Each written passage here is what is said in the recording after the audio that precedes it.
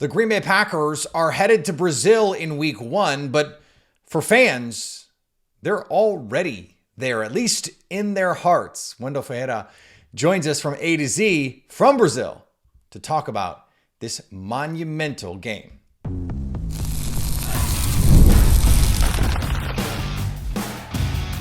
You are Locked On Packers, your daily Green Bay Packers podcast.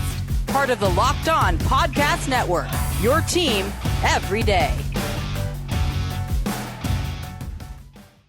You are Locked On Packers, part of the Locked On Podcast Network, your team every day. I'm Peter Bukowski, and I cover the Packers for The Leap, a newsletter I would love for you to subscribe to. Follow me on Twitter, Peter_Bukowski. Follow the podcast on Twitter, Locked On Packers.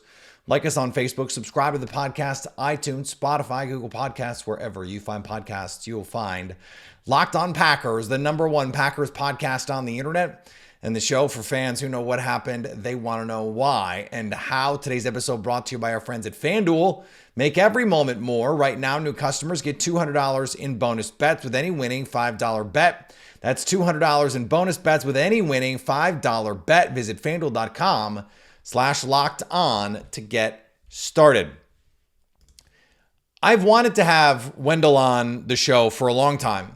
He is one of the more astute followers of the Green Bay Packers, and he is able to do it from a different hemisphere, from a different continent. And I think that's pretty cool. He also happens to live in Brazil. In fact, about an hour and a half away from São Paulo, where the Packers are going to play week 1. What I did not realize until just a couple years ago is that the Packers are huge in Brazil. And so I wanted to hear the story. I wanted to get the scoop from someone who is like literal boots on the ground there, who grew up with this. And so we got Wendell. Joining me now, someone we had to get on to talk Green Bay Packers in Brazil from A to Z Sports. You've seen him at Zone Coverage, at Cheesehead TV. I bring him up like once a week on this show because of something smart he said on Twitter. Wendell Ferreira from Brazil joining me. And you were telling me before we started about an hour and a half from Sao Paulo, from where the Packers are going to take on the Eagles in week 1. And that's exactly where I want to start, Wendell, because this is I did not realize until I think a year or two ago just how big the Packers are in Brazil. Can you give me some sort of context on how this happened? Yeah, the Packers are, there is a natural connection about the Packers in Brazil because of the colors. And the NFL game has grown massively in Brazil over the last 15, 20 years. And the Packers are a big part of that because for the most part, the NFL has grown in Brazil because of ESPN and because of the broadcast, because it's more, when I started watching the NFL, it was really hard to watch the NFL here in Brazil because only the Sunday Night Football and Monday Night Football were broadcasted at that time. When the game started to get more popular, Aaron Rodgers was tearing the league apart, and the Packers were on television all the time. And that's why the Packers and the Patriots are the most popular teams here in Brazil. The NFL Brazil has made a survey recently, and 12% of the Brazilian NFL fans are Packers fans. That's how big the Packers are here in Brazil. It's crazy. And that was #1, right? The biggest of any of the teams. Yeah, the Packers are the people might hear 12% and go, that's not a lot. But it by contrast, like there's 32 teams. 12% is a lot. It is interesting, too. I was thinking about this as you were saying that. There are also some overlaps in, like, if you're a soccer fan, too, the Brazilian soccer team, all of the pedigree, all of the history. And yet lately, it has been a lot of heartbreak. There is a little bit of overlap in terms of like the narrative arc of the Brazilian soccer team and the Packers. And if you look at the stars, like Neymar hasn't won a World Cup. And that's kind of the narrative. Yeah. The narrative can go there. And one thing that I think that most Brazilian Packers fans like a lot about the Packers is the ownership structure, or the lack of ownership in terms of structure. Because teams here in Brazil, soccer clubs here in Brazil, are not owned for the most part. They are associations. Oh, really? Yeah. So I think there's that connection too, that fans like to see that they are a real part of how the team operates. And I think they feel that connection with the Packers too. I did not know that. That is a fascinating connection. And it makes even more sense that you would have that sort of kinship with a franchise that is so unique in American sports, but is apparently not unique in Brazil, the way that they're set up. We got the word a couple months ago now that the Packers were going to get the opportunity to come and play the game in Brazil. Before we get there, though, you and I had a conversation on social media, February, March, or something like that. The Packers, maybe even before that, the NFL was given an opportunity to their teams to say, hey, come market in these countries or have these partnerships with these countries. And you were like, hey, Packers, Brazil, like this is the most obvious thing you could do. Green Bay decided not to do that. But then when we got this announcement that they were going to come to Brazil, what was your reaction to that? Yeah, at first I was surprised because, and I kind of understand both sides of it, because I am a Packers fan and I am a Brazilian fan. And as a Brazilian fan, I obviously wanted them to come here. But as a Packers fan and looking back at 2022, what happened with them going to London, I kind of was torn about that too. So at first, the NFL has that global markets program for teams to look around the world with partnerships, and the Dolphins have the Brazilian rights. So at first, even ESPN Deportes from Mexico reported that the Dolphins were expected to play here in Brazil. But then the NFC is the conference with that extra 17th game this year. So they decided that an NFC team would have to host the game here in Brazil. So they chose the Eagles. And the Dolphins wouldn't play the Packers this year. At that moment that wasn't expected. So they decided that the Eagles were going to play. And then the expectation was that the Browns were going to play against the Eagles here in Brazil. But that would be kind of a bummer. Not a great game. More like just a weird matchup in general. Like that's not going to like sell tickets. And I don't know a single Brazilian person that is a Browns fan for real. So at the last moment, in the last minute, they decided that the Packers would make the most sense because Brazilian fans were crazy about that. We want the Packers. We want the Packers here because that makes a lot of sense. Even the Packers, even people that don't support the Packers are not indifferent to the Packers here. There are a lot of haters here too. So I think that brings another element to the game. I like that. But I think most of the people that will go to the game will be Packers fans or neutral fans that will support the Packers. So it was supposed to be, if they didn't come to Brazil, a Philly home game. It sounds like it is going to be much closer to a Packers home game, even though both teams are going to have to travel from a crowd support standpoint. Yeah, it makes sense for the Packers. And my difference between now and what happened in 2022, there are a lot of them, obviously, but the crowd support will be one of them. In 2022, the Packers hosted the game in London, and now it's an away game for them, right. So that makes a lot of difference. And also because it will be a Friday game in week 1, the Packers won't have to have a crazy sequence of games. They will have the weekend to go back to the United States. It'll be an easier and smoother transition from week 1 to week 2. So I think it's going to work better than it did in 2022. More with our conversation on how the Packers took over Brazil. That's next. Today's episode brought to you by our friends at FanDuel. Summertime means baseball, the NBA Finals, and more. You can bet on all of it at FanDuel. Right now, new customers get $200 in bonus bets with any winning $5 bet. That's $200 you can use to bet everything from the Finals MVP to who's going to hit one out of the park. Visit FanDuel.com/lockedon and add a big win to your summer bucket list. Looking at the World Series odds, the LA Dodgers are the favorite right now, plus 270. The Milwaukee Brewers are 30-1.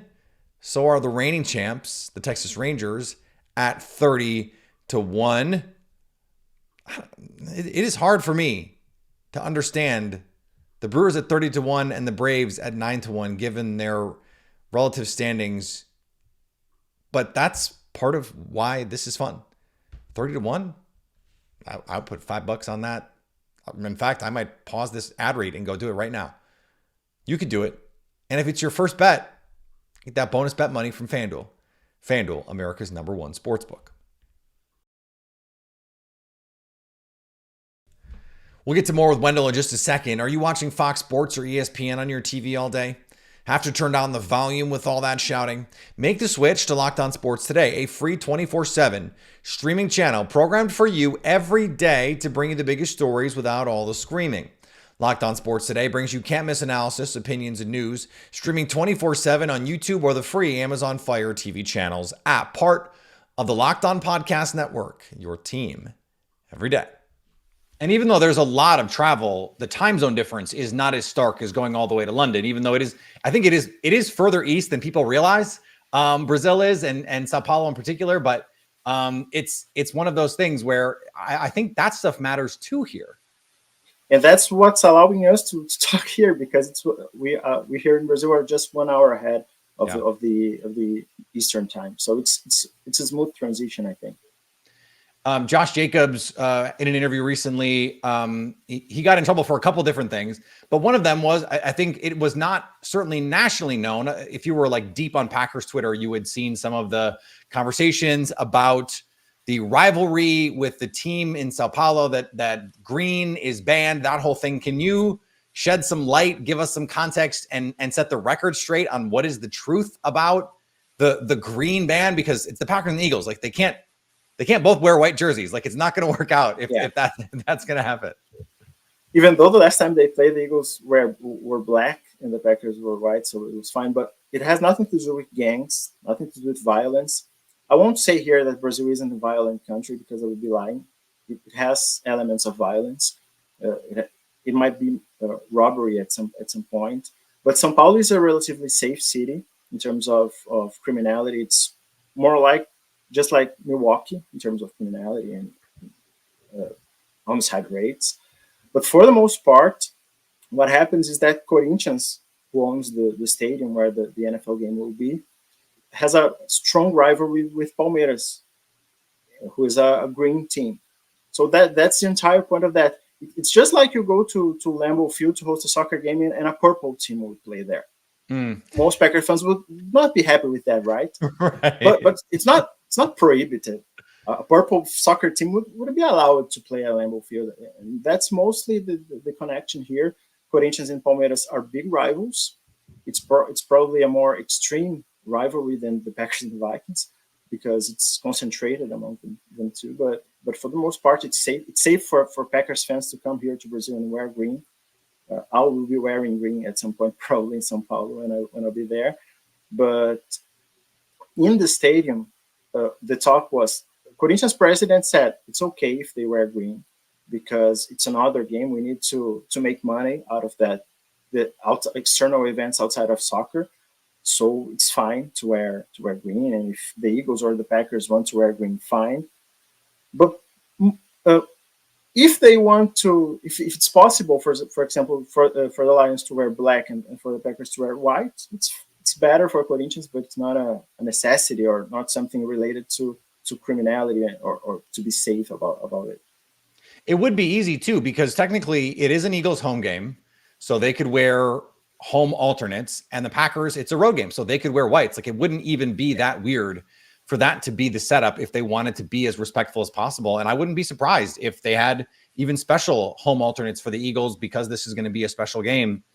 One of the other things Josh Jacobs said, and this is something that certainly I've heard from talking to people, this concern about the violence in a foreign country. It always gets magnified, right? Because it's the unknown. It's the thing that, if you're not someone who travels there often, you just don't know. It seems so, pardon the expression, but it seems so foreign, because it is, of course, so foreign. I had friends and journalists who covered the World Cup, and they all really loved being there. But I did have someone who was robbed. But for those of us who are thinking about coming, wanting to come, fans who are like, hey, I don't know, can you just, first of all, provide a little context, but also sell them, explain why they should come to Brazil, because this is part of the thing, to not just expand it to Brazilian fans, but to expand domestic fans and say, hey, there's these other parts of the world where there are people just like us who love football, And I think to me, that's just as important as expanding into new markets. Yeah. Tom Grossi was here in Brazil last week, and he talked That's about right. it too. And he was in São Paulo. He spent a little time there, and he had a great time, right? He had a fine experience. Yeah.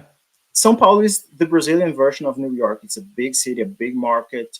It's crazy. The nightlife is fun, and it's a frenetic city to a certain degree, right? It's a great city to be in.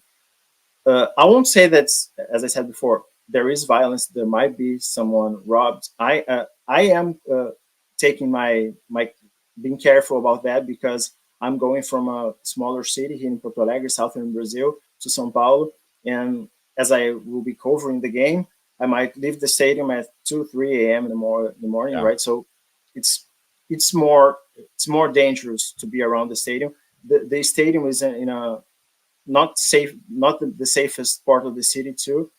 But if you take if you take care of yourself with the correct transport to the game, it'll be all right. But you have to take care. I won't say that you won't, because it's a reality.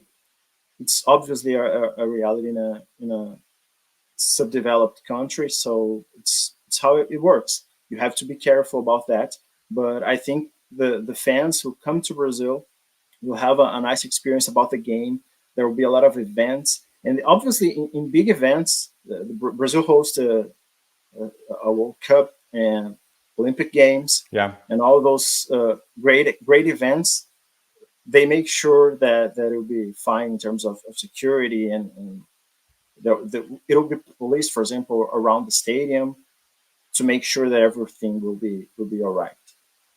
And it matters to the NFL too. Like the NFL is a big enough entity to pay if they need to pay for private security and create some more safety for fans. I think they will do that. I don't want to say it's no different, but when you go to LA, when you go to New York, when you go to Chicago, like these are places where bad things can happen anywhere. And I think that is just something that we all have to understand. Anytime you go anywhere, you have to understand that these things are possible. But it is a vibrant place. And I know that all of my friends that went down to cover the World Cup came back, and just like the people, the food, the culture, the environment, everything, that they just absolutely raved about it. I hope people that are thinking about going get the chance to go if you can. I want to switch gears here a little bit, Wendell, because in addition to being Brazilian, and so, having that unique perspective, you are also one of my favorite people who thinks about the game, who talks about the game. And particularly with this Packers team, there are so many times when you make a point and I go, damn it, I wish I had thought of that. And so I wanted to get your perspective on this team as they head into 2024. Just some of the things that you're thinking about, that you're wondering about, maybe questions that you have. I think that's where I want to start here is what are you trying to see? What are you trying to figure out as we head into 2024 with this Packers team? My biggest question about the Packers is really what the difference will be, because we kind of saw what Jeff Hafley has as a defensive scheme at Boston College. He ran some of that in his previous job at Ohio State. But at the same time, the NFL is a different game, and you know that. And I think the Packers will run some more of that 49ers scheme. But at the same time, the 49ers scheme and Robert Saleh with the Jets, he changed a lot of that. Yeah. The 49ers and the Jets are not running what they used to run when Hafley was there, because the NFL changed. It's a too high world that we're living in. So I'm curious to see how he'll adapt his scheme to the personnel and to the NFL, because he's coming back after 5 seasons in the NCAA. So I think that's my big question mark. Obviously, I have other questions about the Packers, like Jordan Love contract is obviously a big topic, and how the secondary personnel will shake out. But I think my biggest question is what exactly the Packers defensive system will be. Yeah, that's something that I don't like. I'm not even sure we're going to know the first month, because it's going to change. It's going to grow. Like if Edgerrin Cooper has to play, that might change things. If Javon Bullard has to play, that might change things. If Eric Stokes isn't healthy, that might change things. So we might not know for the first year what this Jeff Hadley defense is really going to look like. Unfortunately, because I feel the same way. That's the thing that I can't wait to see. But when are we really going to know? I think it's going to take some time here. All right, we're going to finish up with Wendell here, coming up next on Locked On Packers.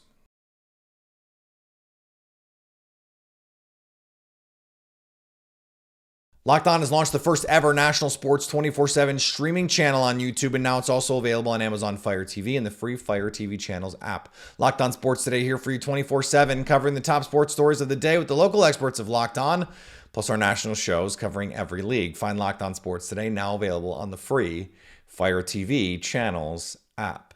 What do you, not from like I don't know what this is going to look like, but from an excitement of what it could look like, what are you most anticipating seeing once we actually get to see the Green Bay Packers back on the field? I think the aggressiveness of the defensive front is the most exciting prospect of that defense, because I think for the most part the Packers have they have the players to run a 4-3 base defense for a long time. They have had those pieces. I think Rashan Gary, to some degree, has been underutilized. Kenny Clark can be better too. I think Lucas Van Ness can make a leap in this defensive scheme. But I'm excited to do with those guys because, for the most part, under Joe Barry, that defensive front was read and react later. And I think you can see the difference when you watch the 49ers or the Jets, because they attack. Sometimes it'll bite in the ass, but that's part of the process. There's no perfect defensive scheme.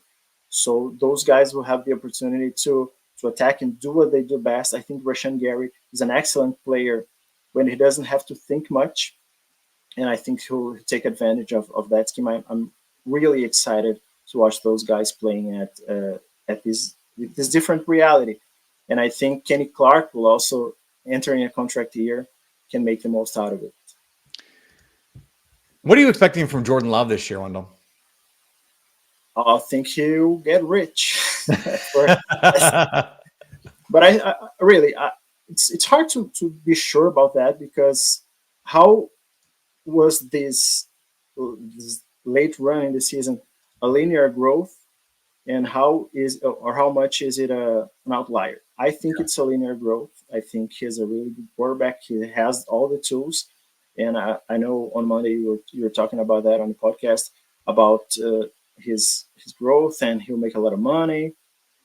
And that's the reality of the market. But I think that the Packers will be fine paying him, because it's the market. And my biggest concern about regarding his contract, it's not the money or the APY. It's the length of the contract. I think the Packers should sign him a longer deal to take advantage of how the salary cap is increasing each year. If he signs a 6-year extension or a 5-year extension, and it's a $60 million contract per year, in 2 years, we're going to talk about a bargain. So I think that's what the Packers will have to do. In 2018, I was looking to write a piece for HG Sports about that. In 2018, the Packers gave Rodgers a contract, 4-year extension, $134 million contract. And 70% of that was guaranteed. 50% of that was fully guaranteed at signing. It had guarantees going into year 3. So I think the Packers will open an exception, because they know the quarterback market is different. So I think they'll be fine with that. And Jordan Love is a good quarterback. He has the potential to be great. Maybe the system helps him, but Matt LaFleur isn't going anywhere anytime soon. So I think they'll be fine with that. Yeah, the Aaron Rodgers deals have been unique in the way that they have given out contracts. They have not given out any other contracts that look like the one that Aaron Rodgers got back in 2018, as you mentioned, and then the one that he got before the 2022 season. And so Jeremy Fowler was saying cleaner situation. I think I know what that means, but we'll see. And I think that number is going to be really, really big. I have been saying that he is going to set a new market.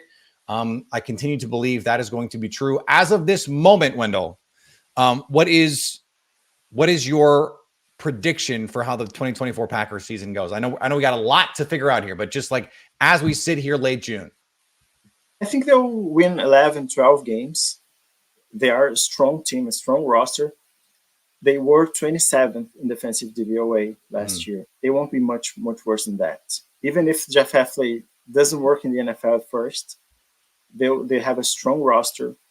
The offense is just developing. So many young guys, and they won't be bad at the same time. Some of them will take a leap, will take a step forward in their development. I think Jaden Reed, Dontavian Weeks, these guys can make a lot of things. Christian Watson, maybe he won't be healthy, but maybe he will. And last year he wasn't. So I think the Packers have a chance to be really good. So many good guys. Zach Tom is a star. Yeah. And I was on another podcast these days, and the guy asked me, what the player you're most excited about watching in Brazil? And this guy is Zach Tom to me, because I have never watched an NFL game live. And going live, we have a totally different perspective about the offensive line play. So I'm really excited to watch Zach Tom play. I think he's an ascending star.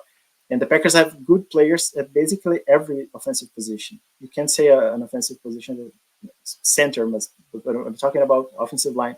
They have great players, or potentially great players at every position. So I think the Packers will be an excellent team. They are well coached, and they have talent. What more can you ask for? Well, in your case, you can ask for them to come to Brazil in week 1, which is exactly what they're doing. So now, truly, what more can you ask for, Wendell? I really appreciate the time, man. And I hope that you get to see a lot of Packers fans, a lot of people coming from the States to come to Brazil and experience it firsthand. And obviously, I hope the Packers get the win. Thanks for your time, though. I appreciate it. Thanks so much, Peter. I've been a listener of the show for a long time. You know that. And it's a pleasure to be here. Anytime you call me, I'll be here. All right. Thanks to Wendell for joining the show. Awesome to talk to him. Hopefully we get a chance to talk to him a little bit more. I think we'll try and catch up with him again before week 1.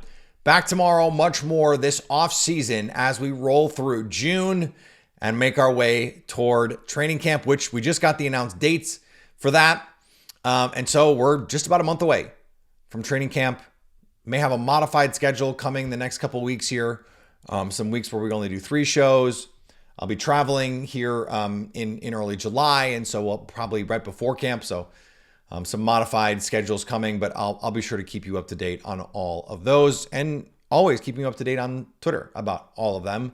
Follow me on Twitter there, Peter_Bukowski. Follow the podcast, Locked On Packers, Instagram Locked On Packers, TikTok Locked On Packers, YouTube Locked On Packers. All of it is there for you, so you can stay Locked On Packers.